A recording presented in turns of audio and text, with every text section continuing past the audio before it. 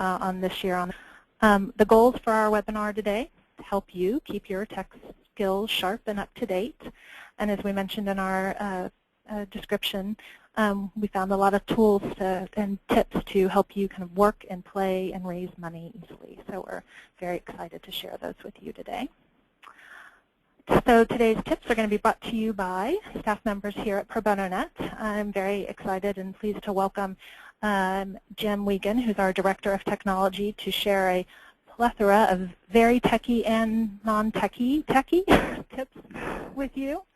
And then Karen Romans, who is our Development Associate at Pro Bono Net, has found a really wonderful set of tips around using social media and other tools around fundraising. So we're really excited to have her share.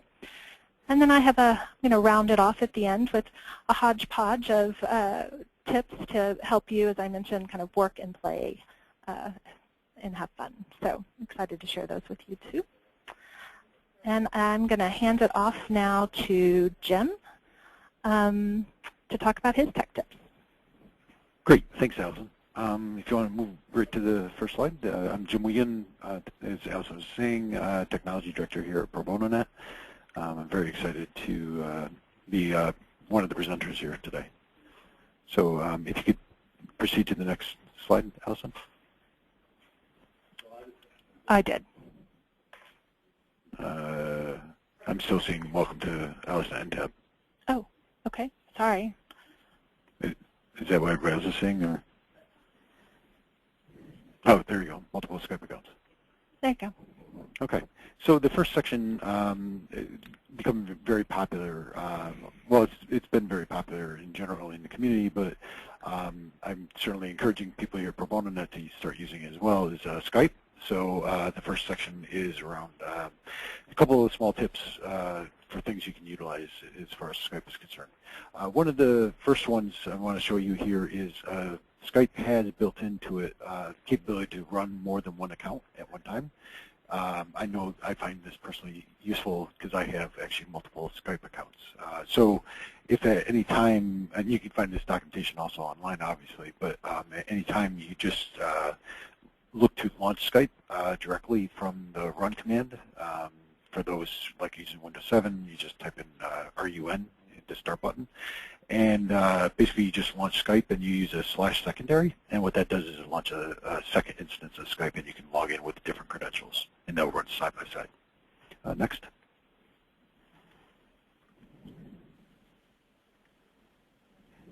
Am I the only one? Nope, it's there. It's just a little lag, I think, to go to webinar today.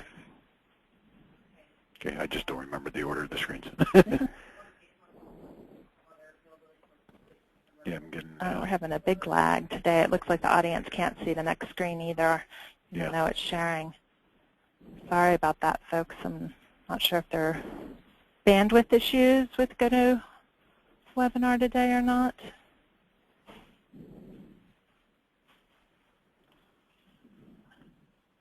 Do you want to send? No. Okay, now I can see. I see Skype logging. All right, the next one, and this depends on your usage of Skype, is I definitely wanted to point out one of the nice features is the Skype logging. And where this becomes very relevant is you may choose to want to keep your, basically the entire history for forever, 1 month, 3 month, or no history at all. And again, depending on your individual organization, you may have specific policies around, if you're communicating with clients or whatever the case may be, if you should be logging that information or not. Next. Okay. One of the, actually personally I use this a lot is I don't actually use an iPhone, I actually use an iTouch. And what I found is a very nice combination of using Google Voice, Skype, and iTouch. Basically what I do is whenever I'm giving somebody my quote-unquote cell phone number, I actually give them a Google Voice number. And then that Google Voice, depending on the time of the day, will contact me through either Skype, through my home phone, through my work phone, whatever is appropriate based on the time of day. And you can obviously change those settings on an ad hoc basis. So, you know, basically, if you get a Skype with a Skype number, I think it's like $1 or $2 a month, and it's unlimited calling. So, basically, for about $3, I have virtually all the functions and features of a cell phone. So that's a very low-cost solution. Go ahead, next. Great. Next one, again, this is something I'm actually already started implementing here at Pro Bono Net, is through Skype Manager, which is a free service through Skype, you're able to consolidate various Skype accounts. And in this way, you can actually assign multiple phone numbers for your organization as people come on or leave. Basically, it acts as a virtual PBX. So there's a lot, if you go on to the next slide. For example, when we just had a person join our organization today, and quickly, as that person gets added to the organization, they could just go into this member list that everybody has access to and quickly join everybody else's contacts. Just as one small example of some of the power of the Skype Manager. Okay, next.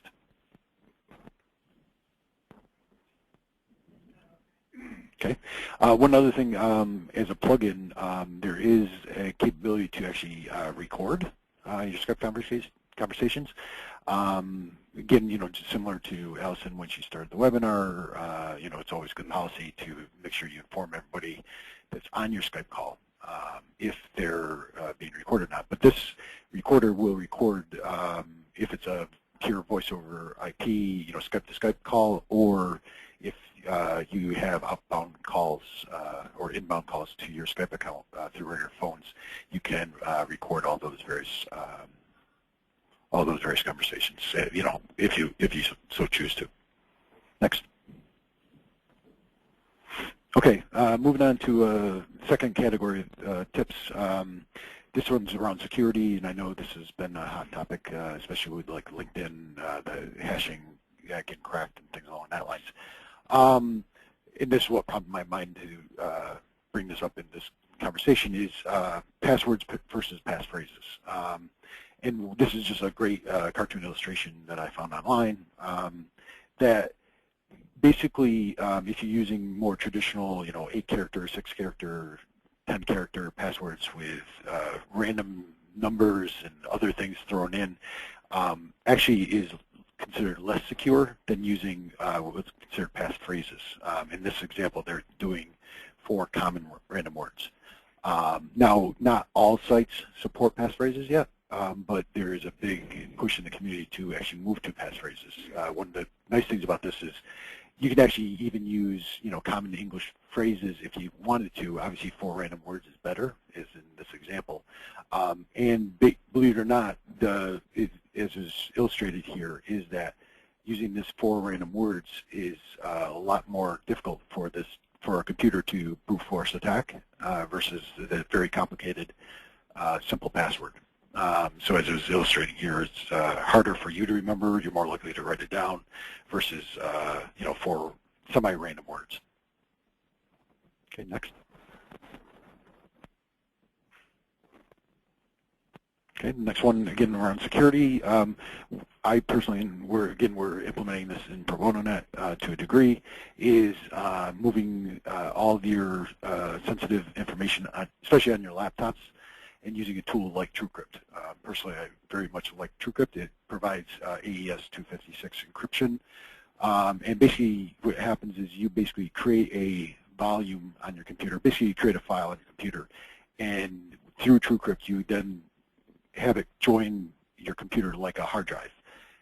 Every time you have it joined, which is called mounting, you just have to type in your password. And then anytime if your computer crashes or you hibernate or you shut off your computer, basically that volume gets dismounted and everything in there is extremely secure. So so if somebody, you know, if you're traveling or whatever, somebody takes your laptop, breaking into Windows is not that difficult.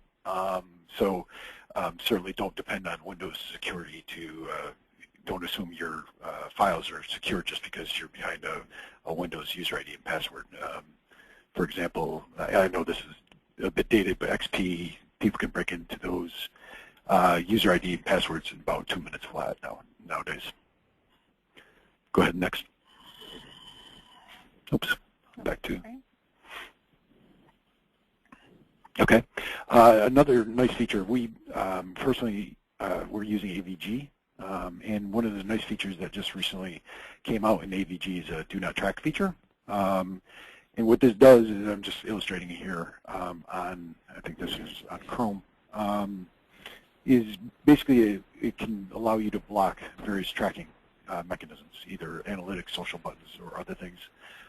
My recommendation is to block everything and then selectively turn things on. For example, if you want the, Facebook, so you can like social buttons and stuff, you can certainly re-enable them, but obviously much more secure to go ahead and block all the different tracking things for many reasons. That could be a half-an-hour conversation just in that. Next. Oh, as I'm waiting for that page to refresh, one thing just about that is Internet Explorer. I'm not sure, it's been changing day by day, but the next version of Internet Explorer will also have tracking blocking turned on by default. Now that may have changed over, let's say, the last week. So that's going to impact your Google Analytics and things and various other online tracking, usage tracking for your websites, and it's something that we are here at Pro Bono Net certainly investigating. Thank you. Next. The next tool, again, depending on your IT organization and your personal access to your hard drive, another very great tool is SpyBot, which is basically bot attacks are different than virus scanners. Traditionally, and I'm saying that nebulously because some virus scanners now track those type of things, but SpyBot is a very good tool for cleaning out various tracking cookies and other type of bot attacks from your computer. What I'm illustrating here is when you set up SpyBot, especially in Windows 7 and Vista, you want to run it as an administrator. What that does is it allows it to have full access to the entire system, so that when it's doing the various cleaning utilities and the various updates, that it has full control of your computer. So I just wanted to highlight that. Next, and the next few are about SpyBot. For the next couple, you're going to have to switch into advanced mode. Again, don't be too intimidated by this. I think it's pretty self-explanatory as you walk through the various tools that I'm going to show you. Go ahead and go next.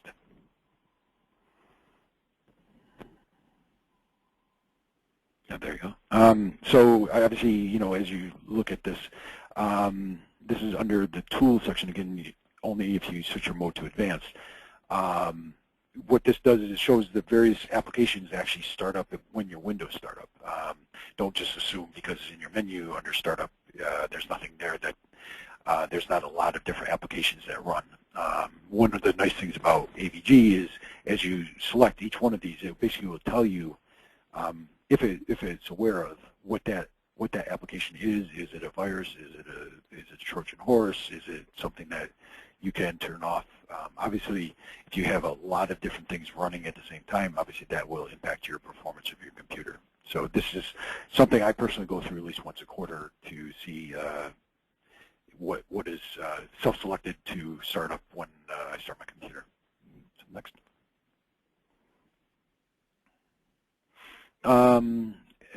This ties up to our next slide, which is, there's several options under settings that I recommend turning on that are off by default, and I highlighted here in the yellow. Basically, just so when you launch SpyBot, it will update itself, re-immunize your various browsers, which prevent you from going to sites that are known to be sites that try to steal your passwords, things like that. So there's a lot of nice things about the immunization programs. And also go ahead and run the entire suite of checking and go ahead and self-clean. And then you can actually have it self-select to close afterwards. And that ties nicely into the next slide, which is I'm showing here that basically Task Scheduler, this happens to be Windows 7, but there's task schedulers for all the different Microsoft operating systems. And to try to encourage everybody to run this at least on a weekly basis. And if you go ahead and run this, you can have it run in the background, things like that. It will, if you set all those options that I suggested, it will self-update, run the immunization, and then clean up your computer on a weekly similar to what I assume everybody's already doing with virus scanning. You should be running virus scan on a weekly basis, complete virus scan. Thank you. Next. Now the next couple is just a few tools that are, can be used by programmers, but I know several of these are used by non-programmers. The first one here is XML Marker. This is a pretty powerful small application that really helps you drill into XMLs. So basically, anytime you get XML, you can either paste it in here or do a file open or whatever the case may be. It will actually clean up your XML, so it's very readable. It will also provide various tools to drill into if you're looking for something specific, or if you need to do something with XSLT or any other parsers. It will provide all that different information. It's a very small, light application, but it provides a lot of value. Next. Next one is Firebug. I know this is available on Chrome and Firefox. I think it's available also on IE. This is, again, probably a little more techy, but basically what this does is it allows you to get access to a page and what's actually going on behind the page. So, for example, right here I have highlighted the HTML that supports the page. So if you're ever interested in, like, maybe, what was the JavaScript that was running, or how did they do that in HTML if you're doing your own HTML, like in Law Help or whatever the case may be. You're like, hey, how did they do that? You can just quickly click on Firebug, and then if you actually click on the page, it will highlight the piece of HTML that's driving that piece of the page. It also supports the scripts, the CSS, and other pieces. But obviously, we could probably spend a whole hour on just Firebug. Go ahead, next page. Next one, this one actually is probably fairly heavily used, but Notepad Plus. What this is basically it's a Notepad on steroids. Again, a small, simple application, but if you ever in the need to, even XML, but also say you have to write a small shell script or VB script for your computer or anything else along that line, you can actually designate which language it is that you're writing, and it won't provide a full feature of like IntelliSense or something for an integrated development environment, but it does help with indentation and groupings and things along that line. So this is definitely very much a recommended application. Next. And I'm just going to, this is my last slide, keeping the most important tool in your mind up to date. There's lots of studies out there that says that you should hit various, play various actually games that ask different types of questions and, stimulate your mind, because actually recently they discovered that actually the adult mind, you're still forming synapses and things along that line. So it's very important actually for everybody to keep challenging their mind, and these are just three of the tools I use personally to try to keep myself sharp. That's all I got, Allison. Great, important and fun. Exactly. Thanks, Jim. Great. So I'm going to turn it over now to invite Karen Roman to share some of her tech tips around social media and fundraising.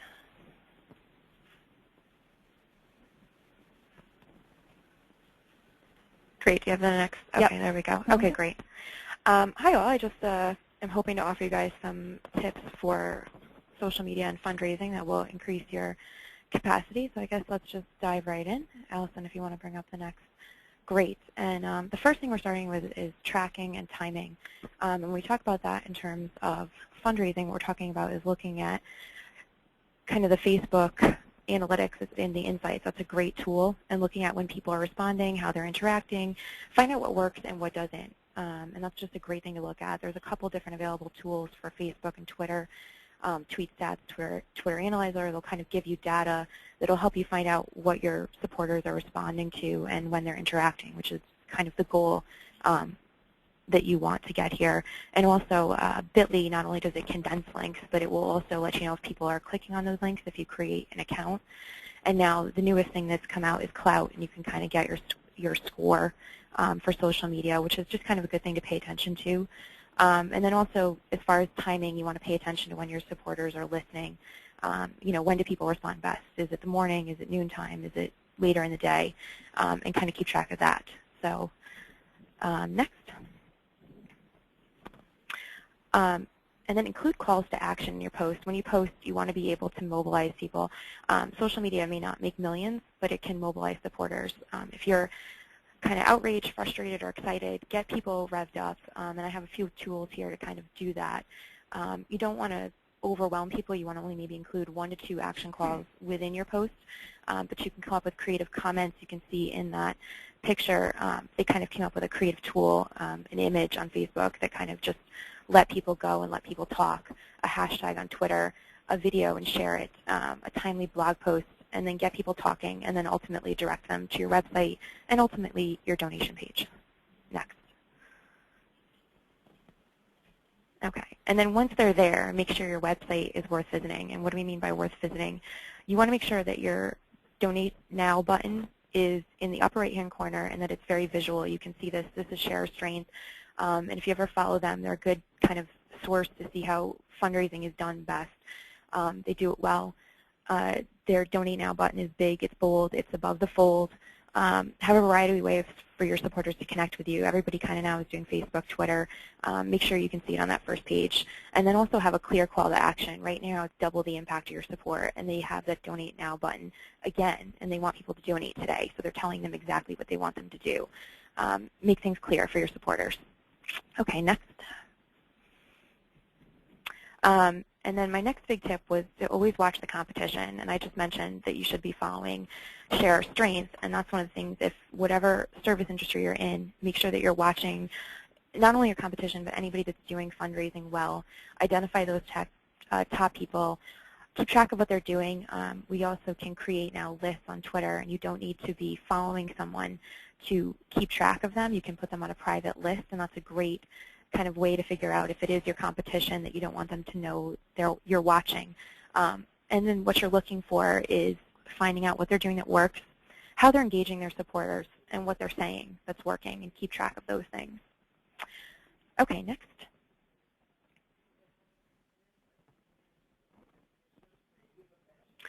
And then the big thing I'm sure everybody remembers was the Facebook cover image. That conversion to timeline was just traumatic for everyone, and everyone was worried about what they were going to say, how they were going to do it. And now we also have to worry about the fact that that cover image should probably change every few months or so. It should reflect what you're doing. And when we're thinking about that cover image, and I just chose 2, I chose Charity Water and the International Rescue Committee, and I think they had great examples of what you're kind of looking for. A targeted image, something simple, something concrete, and then you want to also have a nice message. International Rescue Committee is from harm to home, and it's a great, simple message that tells their story. And there's a lot of resources online that can provide you good examples and good templates. Ash Shepard, who's a nonprofit techie, has a great template, and his website is down below on the left side, and that's for Facebook timeline cover resources. All right, next slide, Allison. And this one is Allison's favorite that she kind of was very interested in. And the one thing about Facebook is don't be messy.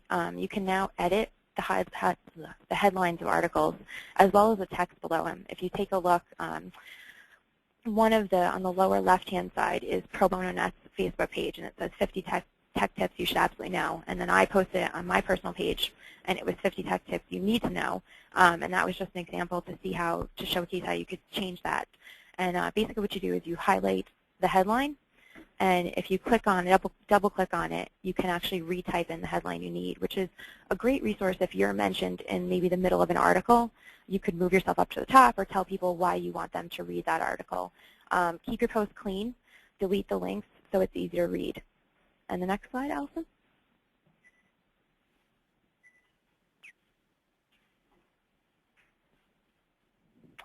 And then, are you interacting? Basically what I mean is social media isn't the only stop. You need to be interacting with people on multiple channels. It's important. The main reason why donors fall off is because of a lack of attention. Investing in email marketing systems is a great investment, especially now people really expect you to be communicating with them by email. There's a lot of great resources, constant contact, eye contact, and vertical response, among others. And the one thing I pointed out with that red arrow is that money isn't always the main message. They're talking about this in money in the actual email, but at the top it just says no kid hungry this summer, which is a great dynamic message. I've seen a lot of people do great messages even at the end of the year, just, thanks. There's just ways to keep in touch with your donors and let them know what's going on without having to always be asking for money. All right, next slide, Allison.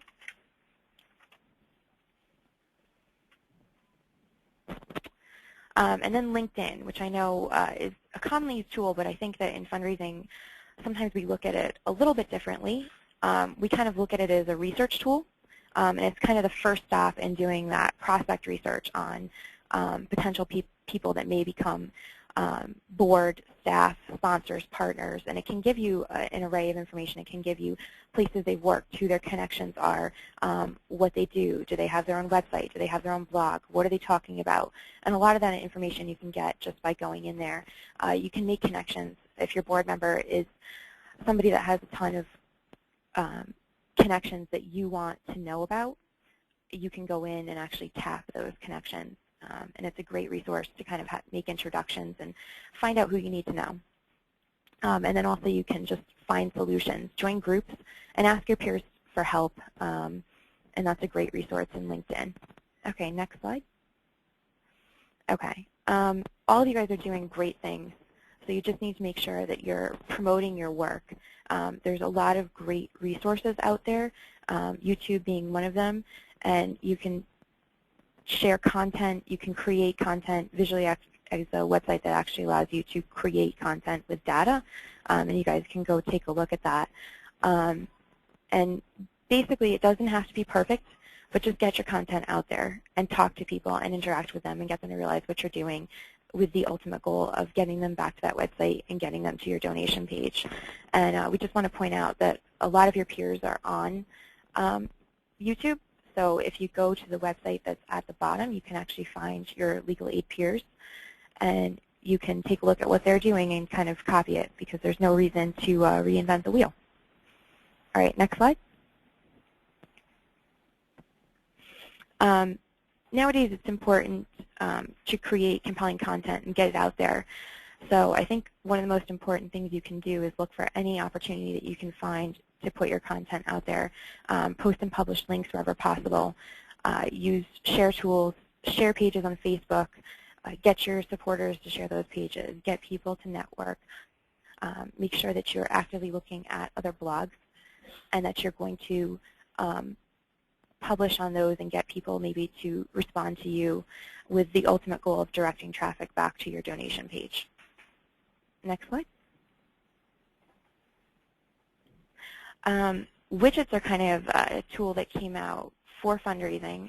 There's a couple of different groups that are now doing them. 6 Degrees, I think, was the first kind of group that came out with this kind of an idea of a fundraising widget that anyone could use. And it was part of Network for Good, and you could create charity badges, and now they've actually created a whole page. And it allows you to create almost a family of fundraisers. You can use it with your entire staff, your board, and allow people to embed those things in their Facebook page, their blog, their social media, and they can become fundraisers for you, and they can actually see how their donations are growing and how they're doing. Maybe a great thing if people have birthdays and holidays and occasions that they may want to raise money for, or if you have a specific time that you are looking to do a fundraising goal. It's a good way to energize people and to allow them to do fundraising on their own. Okay, next slide. And everyone has data everywhere. We kind of, especially I think in the fundraising sphere, we don't realize where we're keeping data on our donors and who are donors. And donors are pretty much anyone that touches us and touches our organization. And a lot of times maybe we'll have data in an Excel sheet about donors, volunteers, partners.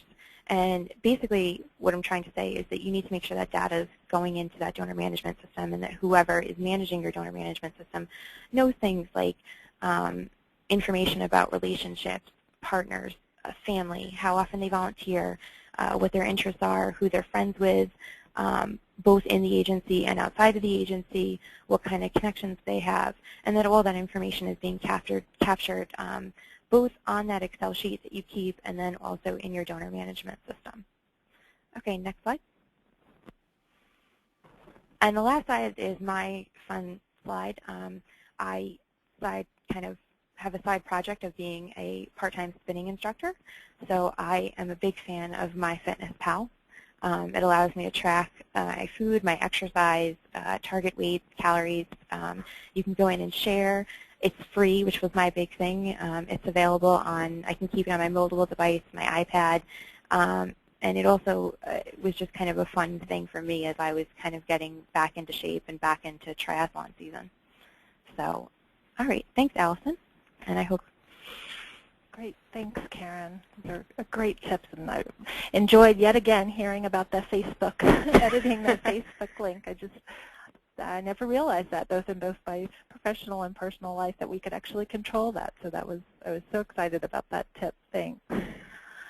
And I just wanted to remind folks, if you have any questions about anything that Karen or Jim have presented, or a tip of your own about Skype or Spybot or fundraising, or something that you want to share with folks, or ask a question for either of them, please remember you can just either raise your hand using the raise hand button on the control panel, or type a question into the question log box over there. And we definitely want to hear from you.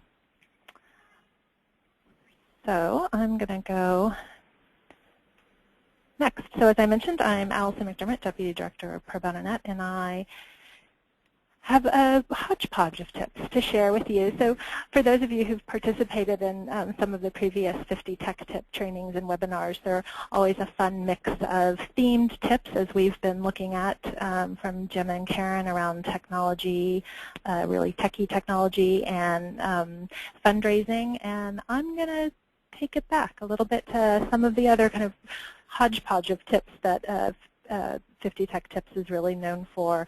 Walk through some of my favorite tech tips, both new and old, as well as some of the homegrown tips that our community actually has as tools that are available that I think in particular we know a lot of our well-known ones, but we've developed a lot recently in the last year, and I thought it'd be a great time to call those out and make sure folks were aware of those. And then we'll look at some tips for tips going forward after the webinar. So, great.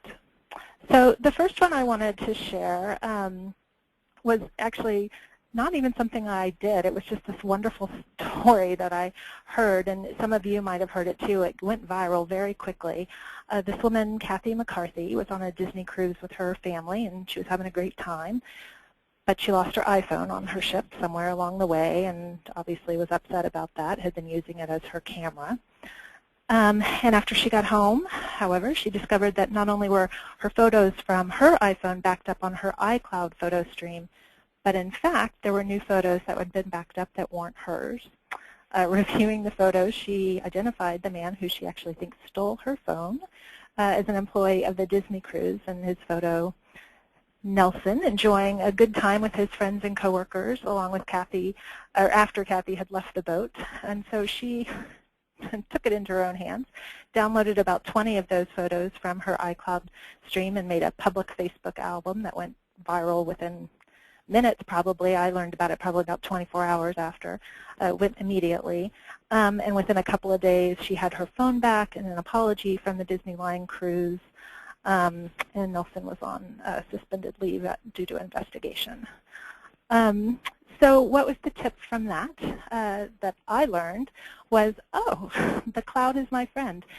Each of the phones have abilities to back up into the cloud our photos and our videos, not just in contacts and such. And both kind of the main two phones, the Apple and Android phones, have options for this. If you're an Apple user, iCloud, as Kathy discovered, will not only back up all of your data, but will allow you to also remotely lock or wipe any lost iPhones or iPads or MacBooks. And if you're an Android user, of course, you have integrated many of the Google apps that you might be using, Gmail, Docs, Google Plus for photos, and all of those are also backed up or can be backed up if you sync into the Android cloud. And although Google doesn't have the kind of cloud doesn't have a wipe automatically for remote. There is an app called Google Lost that's available in the Google Play Store that will help you if you download it and lose your phone to remotely lock and wipe your phone if it's lost. So take a tip from Kathy on her Disney cruise and back up your phones. The next tip that I wanted to share today was usertesting.com. So we used actually this service earlier this year and just had a wonderful experience with it. It's online user testing. And this is an area that I think as a community we both do well and not always as well. It's, we've gotten better about making sure that the things that we're building, we're actually talking with our end users and our staff about how they're doing it, but there are times as we're going through the design iterative process that it'd be really great to get really fast feedback and from kind of larger numbers and specific demographics. And one of the ways that we, Pro Bono Net found to do this was this online user testing site. So we decided to kind of test this out and see how it worked. You can customize your usability tests, so you can set up your tests, your surveys, you can choose the user demographics, income, gender, location, remote or urban or rural, and then use of internet. They're not completely targeted to our kind of client community completely. I think the income level is under 40, so obviously that's a pretty high income level for the lowest one. But the internet use, it can be, you can target frequent or not frequent users. So you put in your test and then you send it out, make it available, and users see it there and say, oh yeah, I want to do this one, and check out your test. Then they go ahead and complete it, and they're recording using software that usertesting.com makes available. They record all of their movements and they talk to you while they're doing it, and at the end you have a video available to you to watch how each user used your product, and in our case a website. So it was, as I mentioned, a really great experience. Within an hour we had 6 user tests back, and it cost us about $200. So not something that we're going to do all the time, but certainly for a project that we needed some really fast feedback, an hour of with 6 users was really great work for us. And they did just release a mobile device user testing as well. So I think this is a great tip. And I don't know if anybody else has experience having done kind of user testing. I'd love to hear. This is an area, again, that I think as a community we can continue to work on. So if anybody else has, that'd be great. So I'm not a big fan of Office 2010's ribbon. Maybe it happened in 7. I just got upgraded to 10. The whole ribbon menu thing. I'm trying desperately to like it and to orient myself. I've got 10 plus 15 years of experience on the old system, and there are times in particular around capturing screenshots and editing graphics and such that I get really frustrated with the ribbon, tracking changes and such. So in one of my moments of frustration earlier this year, I wanted my old menu back, and I found a really great service called UBit Menu, and the URL's there on the slide. And what it does is it adds the old Office menu as a menu in your ribbon menu, so to speak. So you'll notice on this slide, they're next to the menus now go File, Home, and then there's a new one in there called Menu, and that shows you the old, major tools for how Word used to work. And I now go back and forth a lot, and maybe a little bit of a crutch, but it really helps me, especially when I'm in a jam on deadlines and I just know where something is really fast. So I think this is a really, really helpful tool for those people who don't like or are having a hard time getting orienting to the new ribbon menu. However, there are things I do love about Office 2010. I am embracing, as I said, parts of the menu, and one of the things that I just discovered actually as part of doing this presentation, so hat tip to Sue Inkerman at Northwest Justice Project around this, was how they've integrated the ability to do screenshots. And again, as part of putting this presentation together, and there are 50 some odd screenshots in it, this was a fantastically easy tool. It's in all of the Office products, not just Word, but PowerPoint as well. And as you can see circled there on the bar, the screenshot tool is just right there built into the menu. You select it. There's a choice that shows you the screens that you have open, any web or any other program for that matter screens. You just select which screen you want, and it immediately, in a pretty size appropriate, which is also always a big thing, size appropriate size, and integrates it right into your document and then ready for you to edit. So that one was really, really great. It means I don't have to use print screen anymore. The other graphical tool that I have come to rely on, and again, in our work is working with a lot of graphics, Windows 7 has a new snipping tool. So we've used Snagit and TechSmith products for a long time, and some other free add-ons out there in terms of extensions on browsers.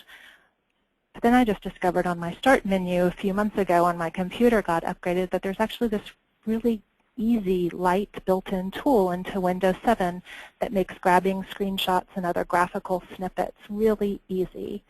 So unlike the one that I just showed you, which is grabbing the entire screen, the snipping tool really does exactly what it sounds like. You can snip parts of a page when you highlight the new, and then a rectangle comes out, and you can just grab different parts of it and then use really easy editing tools. You can make marks, you can highlight, and such on that. And most of the screenshots actually in here were used between these two. So if you're a Windows 7 user and you grab images a lot, look for the snipping tool. There's a link to it on the Microsoft site down there as well for tips particularly about it. So the next tip, this one's a hat tip to Kate Blado. For those of you who might follow me on Twitter, she shouted out this one yesterday. Shortmail. This is a really fascinating idea. The idea here is it's a Twitter of email, basically. The developers here really, as they say on their website, wanted us to have a happy relationship with email. So their first decision was to limit the length of it. So kind of following along Twitter's lines, it's 500 characters, plain text and no attachments. And they say that this gets rid of most spam emails, which of course is a huge positive right there. Emails presented in a conversation format, kind of more like text messaging as opposed to that kind of traditional header message signature style that we're all used to. And of course the plain text and no attachments means less clutter and disk space. And then it really allows email just to be email and us to use and focus on other tools that are good for other things, like best for other things. So like Dropbox or Google Docs for file sharing, and Doodle for scheduling, and kind of the things that we right now use for email that maybe isn't the best way to use email and is certainly clogging up a lot of our inboxes. So I challenge any of you listening to look at Shortmail and report back and let us know. Could you switch to this type of an email tool? I'm curious to know. So speaking of email, I love my swipe keyboard. So for those of you who have Android phones, and I believe there's a beta version for an iPhone as well, the swipe has actually been out for a few years, although it just literally released a huge new upgrade yesterday with a bunch of keyboard changes to it as well. But swipe is a built-in keyboard on your Android device, your Android phone, that instead of typing with your thumbs, or fingers for that matter, allows you to do exactly what it says, swipe, move your finger around to the letters that you are spelling for words. It automatically puts spaces in. It starts to recognize common words. You could add words to its dictionary. So for example, my daughter's name is unusual, and I got very sick of it very quickly, not recognizing her name. I was able to add that to the dictionary, and it's, very quick. It's I love it more than typing at this point on my phone. I get really frustrated when I'm on something where I have to type on a mobile device. So like on my iPad, I'm always trying to swipe on that and can't do that. So I would encourage you to check this one out. It does, small bit of a learning curve, but I think, within hours you'll be up and running, and I promise you won't go back once you start this.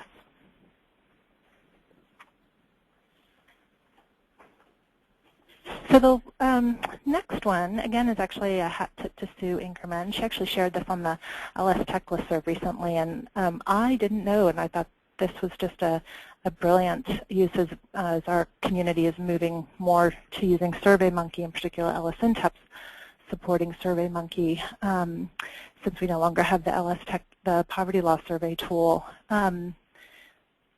SurveyMonkey, if you have a paid or professional account, allows you to transfer surveys and responses to other professional accounts between them. So if you're working with evaluators or partners and they want ways to see responses on your surveys, don't want to give them account access, or they want to, in the case of what happened on the LS Tech Listserv, want to borrow, steal, so to speak, your work and replicate it in their area, people can share surveys with each other directly through the SurveyMonkey tool if you have professional accounts. And I think this is just a really, really handy tip for our, as I mentioned, for our community as we start to use SurveyMonkey more and more.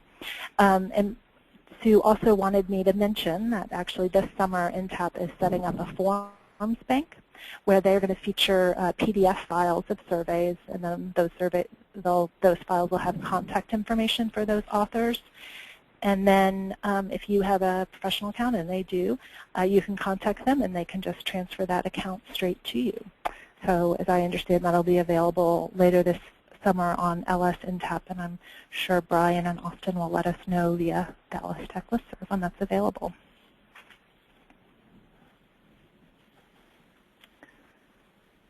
So the next little set of tips that I wanted to share, as I mentioned at the beginning, are ones that come from our community. So these are tools that we, or programs in our community, mainly funded through TIG, have built and are now freely available for folks to use. They have a variety of purposes, and just to kind of walk through.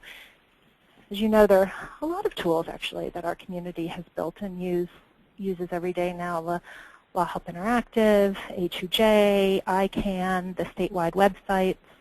But those have all been around for a while and have great support and relatively good usage, depending. But there are, as I mentioned, just a few new ones that have kind of come out in the last year, and I just wanted to highlight those and those programs as well. So the first one is ShareLawVideo, and this was developed definitely through a TIG grant to Atlanta Legal Aid Society, and Kristen Verrill has led up that project there. And she's presented on a couple of different trainings, so you might have caught this, but you might not have. And this is a great resource. It's a online repository for videos and photos and other multimedia resources in our community that you can, well, both share if you have those into this database, but also log in and download and use any of these resources yourself and repurpose them within your own multimedia content work. So, for example, there's just recently Illinois Legal Aid Online, which has a really strong history of creating multimedia resources, in particular video resources, uploaded hundreds, I think Kristen said, snippets of video that you can, and most of it's generic, so there's not Illinois specific, that you can then take and download if you're creating your own videos. And I know Kristen, and one of the ways that she's done in order to use this content has been using PowerPoints and video together, using the PowerPoints in order to make Georgia-specific work. There's also an online multimedia guide there created by Ohio also through the TIG that's available there as well. So I encourage you to register if you haven't and poke around and show it to the content creators and in your program.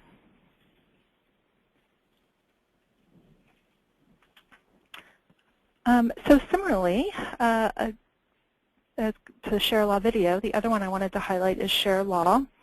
And this was developed by Arkansas Legal Services Partnership. Vince Morris led that, although Kristen is looking to bring that under the umbrella of ShareLawVideo in the coming year.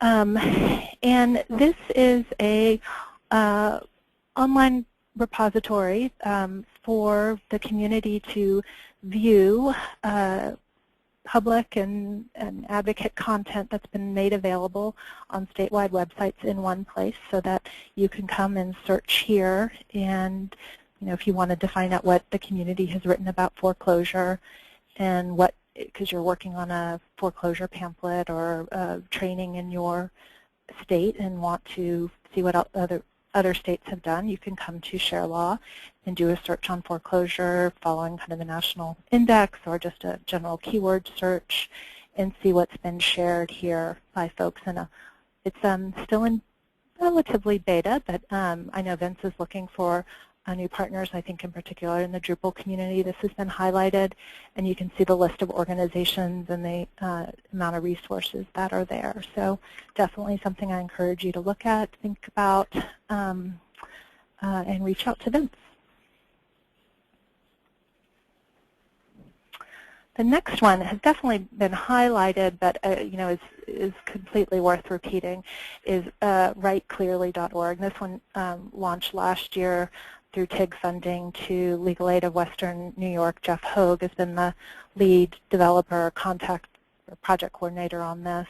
And this is a website geared towards helping us learn how to write in plain English for our, not only our clients, but for our advocates and ourselves as well. So there are a lot of tools on here. Jeff, with the TIG, worked with Transcend, a kind of leading plain English service out in California. They held a series of both online and in-person trainings, and those have been archived up here, and also created a series of really helpful resources. And a lot of, I forget what the number is right now, but there's a bank basically of plain English forms and legal documents in there for you to download and use in your own work and own practice. So there's also some tools to help you if you've written something and you're wondering if it is in plain language. There's some beta tools up there to help you figure that out. So definitely encourage you to look at Write Clearly. The next one was developed by the Law Help New York Consortium here in New York, and kind of tying in with what some of Karen talked about actually. This is the Nonprofit Guide to Internet Marketing, and it's available for download. And Leah might even have a few extra nice hard copies if you ask her. Leah Margulies, the director of Law Help New York, led this project. And this is an online toolkit to help nonprofits market your services on the internet, specifically geared around search engine optimization and online marketing. And New York's done a really fabulous job in that area. And once they, I think in their first year after they kind of launched this full plan, saw their website traffic not double, but go up by about 2/3. So it had a really big impact there, and is a really great resource for our community. It's both general outside of legal services, but also specific to legal services as well. So really helpful. And finally, within our tech tip within our community, if you don't know it, Allison Tech wants to help answer it. They have an online help desk that's staffed by Austin Kim, their VISTA volunteer in Montana Legal Services, and Brian Rowe, the Allison Tech project coordinator, and it's online real-time chat available on the Allison Tech website, and I think is a really helpful tool if you're trying to find something on their site or wondering, who's who's using KIMP's case management system and you need to talk to them and be in touch, or who's integrating online intake into a case management system. They have a really nice service to help try and answer those questions for our community, so I encourage you to look there.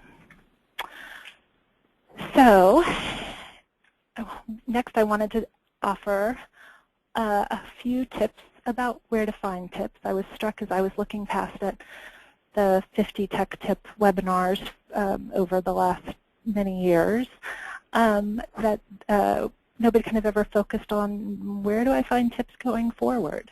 So I wanted to provide a few options for folks in case your tech tip cup has not run us over by the end of this webinar. The first one is Daily Tech, and there's a link at the bottom of that slide. They do literally 100 new tech tips every Monday, really. And they're also doing them throughout the week as well. So it's not just new content every Monday, and that's the only content on the site. They're constantly updating. But every Monday they have 100 new tech tips, and I think that speaks to, well, first just how much technology is changing and how quickly it is, but also a need that people are really wanting to figure out how you work, play, and as we said, raise money more efficiently and with fun new tools. So Daily Tech's a great place to try and keep up to speed after this. Another one is a favorite of some staff members here at Pro Bono Net, Lifehacker, kind of like Daily Tech, the same concept where they have, they're not doing 100 every Monday. They have daily, as they say, their slogan, tips, tricks, and downloads for getting things done. So they're not purely technology tips, though they're definitely based heavily in technology. So for example, one of the ones that I came across was learning how to build a desk for under $25. Very helpful. But today, one of the kind of some more techie popular, today one of the kind of most popular articles there was on the site was how to tell if a controversial statement is true. Probably helpful in avoiding kind of online spam wars is the way they were pitching it. So it does kind of walk this line between kind of pure techie tips and more techie influenced tips as well. But you can follow them on Twitter for daily tips and or just subscribe to their site as well. So Lifehacker was actually started in 2005 by a woman named Gina Trapani. I'm probably mangling her last name, but she's kind of old school web, has been around early blogger and in the early 2000s, and as I said, kind of started Lifehacker in 2005, was kind of their first, or the only blogger for a while there. And she wrote, probably not long after she started Lifehacker, my absolute favorite, most useful blog post of all time that I still reference at least twice a year. And that one is how to fix your mom and dad's computer. So I just think this is brilliant.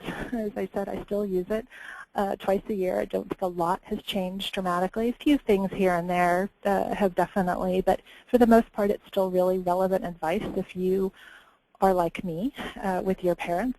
They have computers, but you act as the accidental techie when you go home. This was a really just concrete list of things to do if your mom and dad's computer isn't getting updated other than when you show up. And I live halfway across the country from my parents, and it only gets done the 2 times a year that I end up back at home. So here's just a great list: killing spyware. Actually using Spybot that Jen talked about earlier is a great way to do that, and she mentioned some examples then. Updating Windows, switching the default browser away from IE. That was a big challenge with my mom, but we got over that.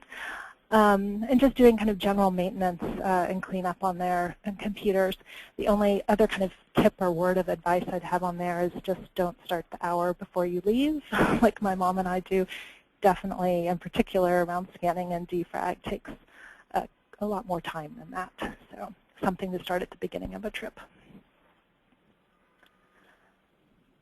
And then the last kind of tip of tips, so to speak, that I wanted to share that I've kind of alluded to or said actually directly a few times is this webinar has, or this training has been done actually since 2006. I went back and looked, and it's had a lot of incarnations. It's had a lot of really brilliant, wonderful techies in our community present these tech tips. They've been done at, as I mentioned, kind of all the major conferences, been done as webinars, and LSNTAP over the years has also incorporated or created tip lists for kind of even more specific areas, some of them that I have mentioned up there, and they're all stored on the LSNTAP website. So certainly if at any point you're feeling like, oh, I just really wish I had 50 tech tips to read today, or wondering, in particular, there's a lot of great ones about Word and Excel and Office, having ideas around there, I encourage you to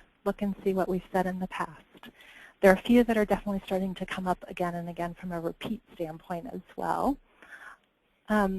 which does lead me kind of into this next and last part, and one that I hope that you will help us participate in. So I was going to walk through a couple of that have kind of come up in the preparation for this webinar, a few oldies but goodies, ones that have either been repeated a couple of times, or I asked staff in LSC who'd participated in this before, ones that they thought were well worth highlighting again. While I walk through a few of those, I'm hoping that you'll take the time to, in the question box, share your own tech tips with us, so we can then share them more broadly with everybody here. So if you have a few favorite tech tips that we haven't mentioned today, or you think aren't as widely known in our community, please go ahead and type those into the question box now, and we'll share those with everybody in a minute. So while you all are furiously typing away your own ideas, here are a few oldie but goodie tips. We didn't mention any really specific Google tips. We talked about Android or whatever, but I was struck that this was probably one of the first tech tips not to have a Google-specific tip in it. So just to know, all things Google is a really good oldie but goodie tech tip in our community. If you're on the LS Tech listserv, you'll know that more and more programs are migrating to Google Apps or experimenting with using Gmail and the cloud for storage. We're having conversations around ethics with our client materials around that. There's a really great cloud computing webinar actually that will be held in July by Idealware and Jeff Hogue on this. But for the most part, all things Google is a really great tech tip to look at and start experimenting with. And the Google Apps is available for nonprofits.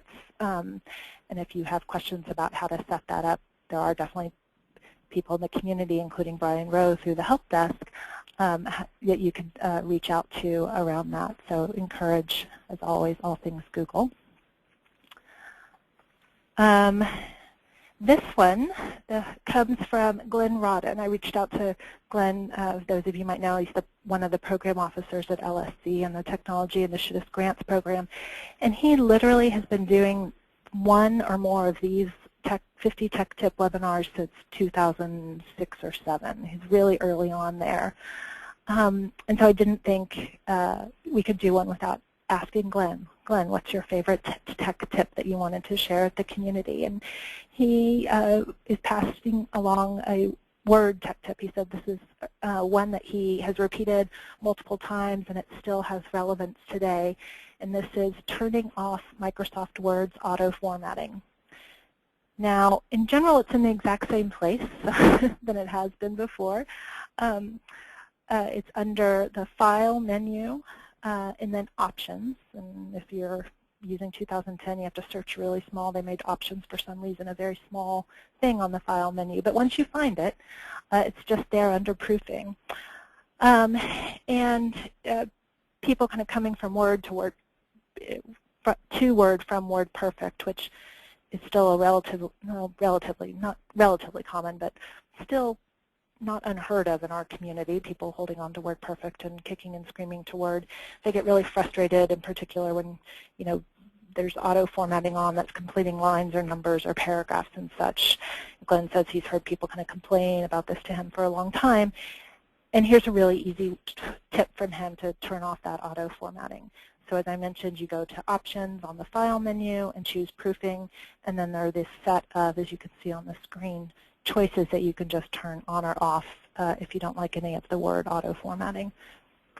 And although I didn't admit it to Glenn, there are things about auto formatting that I'm not a big fan of either, so I definitely take advantage of this one. Great, and it looks like there are some good tips coming in. I'm very excited to share a few of those with you in a minute. One of the other tips we had down was Zobni for, I'm probably not even saying that right, Zobni for Outlook. So if you're still using Outlook and not Gmail, which I think most of us actually are still using Outlook, but maybe haven't upgraded to Outlook 2010, which actually has a really good search engine for Outlook for the first time. But if you're on an older version, you probably have been as frustrated with the search on Outlook as I was in the past. And Zobni, downloading a Zobni for Outlook makes your searching of emails and past emails a very easy, as it should be, task. So that's definitely been an oldie but goodie, in particular for older users or users of older versions of Outlook still. And then the last tip, oldie but goodie, I wanted to share is actually not so oldie. It's relatively new, but it's one of my favorite new tips. And asking around, I heard from others that it was as well. And this was Tony Liu, actually here at Pro Bono Net, though I think Liz Keith has also mentioned it in the past, is HipMonk. Besides its kind of cool name, it's a great travel site and it has a really interesting take on how to find travel times and costs in airlines that might work for your, like if you're like me, budgeted schedule, both time and money schedule. And the first graphic there shows you the interface when you hit HipMonk, and then the second graphic, the one in the forefront, shows you the interface when it's returning changes, or excuse me, returning results to you.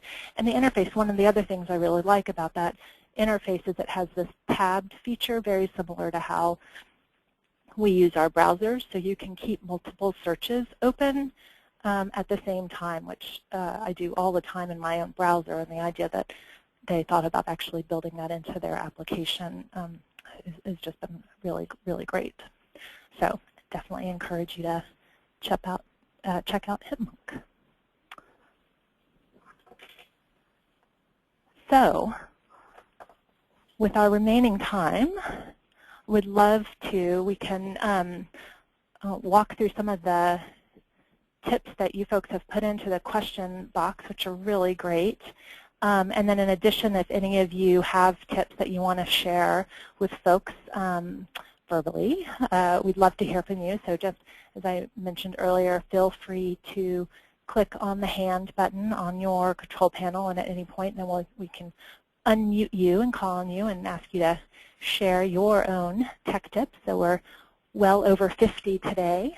Some of the ones that you guys have put into the box today are James Bristol. Oh, this is a good point. So Jim talked about SpyBot earlier, but there are some other options out there, including Malwarebytes, anti-malware, which is a free download.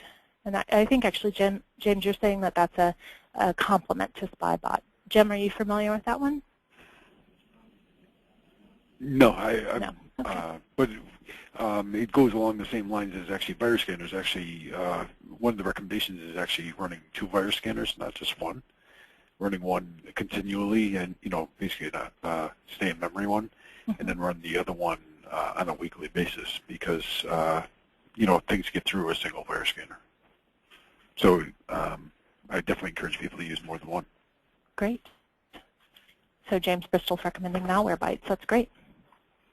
Laura Quinn, thank you very much, is recommending, and I totally should have said in terms of actually several of our different tips, Google Grants, which are really free search engine ads that Google can make available to nonprofits. So you apply. We actually have a grant for a couple of programs that we've used, and I know other people in the community have been very successful in applying for Google Grants to get free search engine ad placements of their websites within kind of the Google search results ad infrastructure there.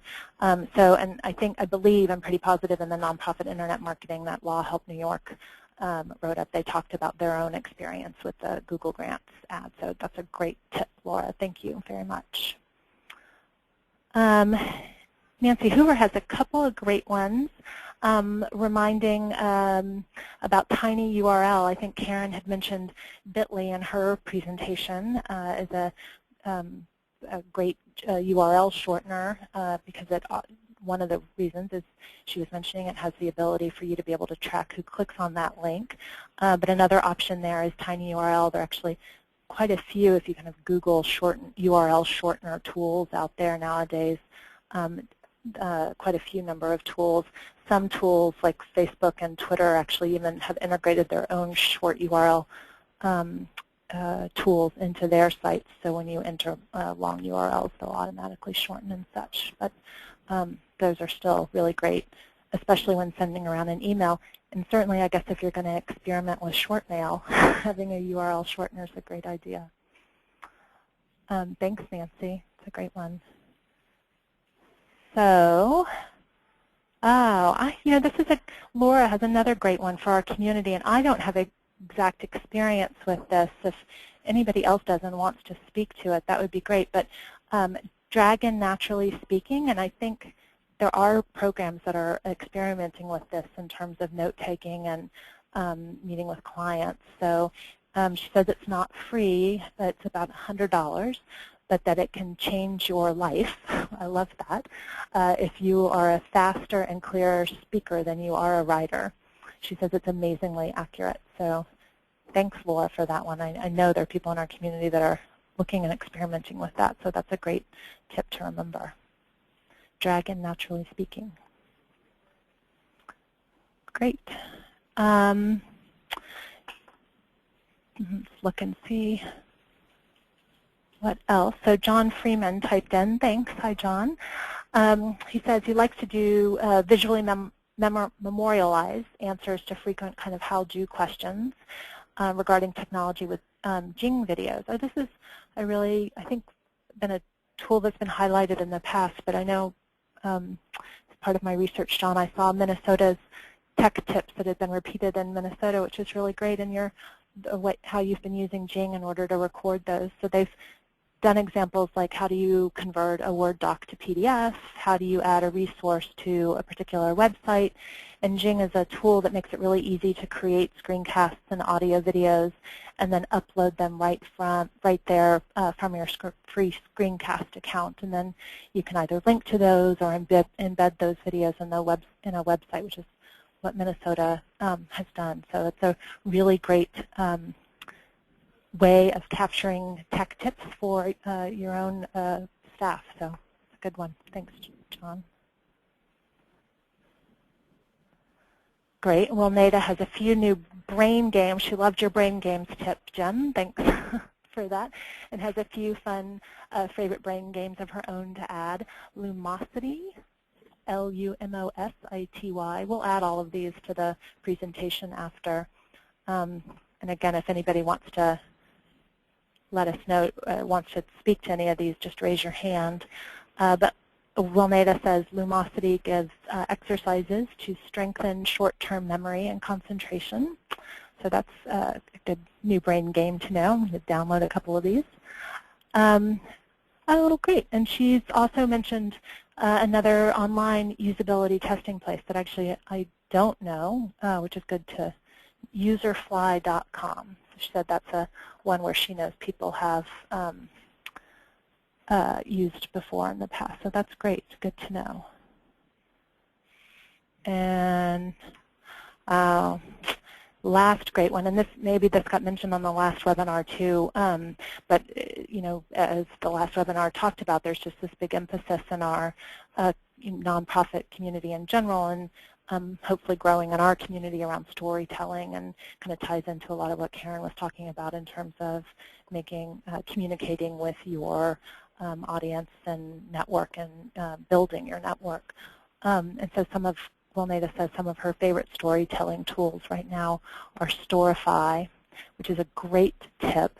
And I actually wondered about that one, but we don't have any good examples in our community yet. So Wilneda, challenge.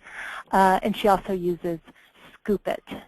And by Scoopit, scoop.it is the extension, as another storytelling tool. So that's great. Great. And Joe Hornbaker, thank you, has typed in readability, he says, for clean web screen of news articles. It strips out ads and extras and such. And I actually had a tip along this line in there, instapaper.com, that I actually haven't used, which is why in the end I took it out, but a staff member here swears by it and uses it every day.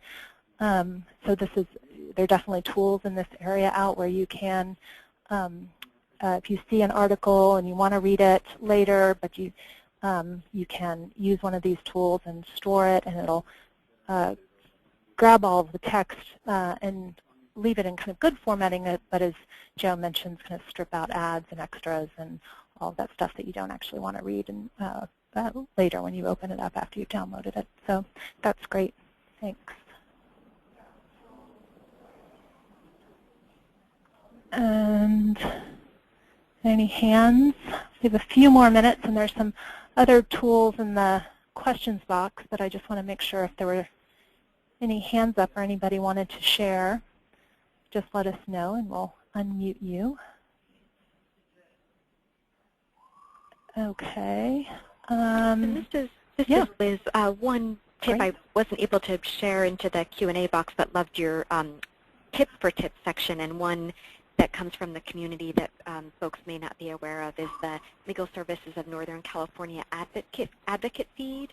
And Brian Lawler there has pulled together a really wonderful compendium of sources for national statistics, as well as a list of legal research tools for advocates. And those are available on lisnic.net. That is a great one. Brian's one of our earlier bloggers in this community and has kept that up. It's really an amazing resource for advocates. And that's a really great example. Thanks, Liz. Good one to add for legal services tips.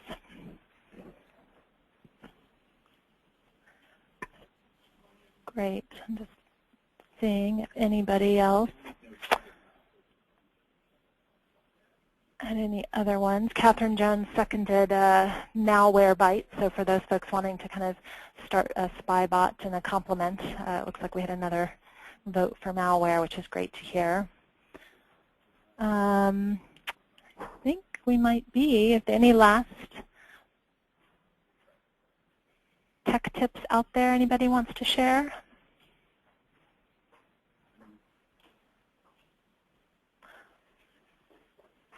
Well, we really appreciate you all taking your time both to share your tech tips and listen to ours today. We're going to add, as I mentioned, all of your tips to the presentation after, so everything that we've kind of said and walked through today will be captured online and in the presentation. I think I mentioned this actually earlier in the context of a tip, but the next LSNTAB webinar is July 11th at 10 a.m. Pacific, 1 p.m. Eastern, and the focus there is the cloud and questions around both advocating for its use, but questioning issues around how best to use it in the legal services context, where we have a lot of confidentiality and privileged information. So definitely stay tuned for that. Ideal Ware and Jeff Hogue will be presenting.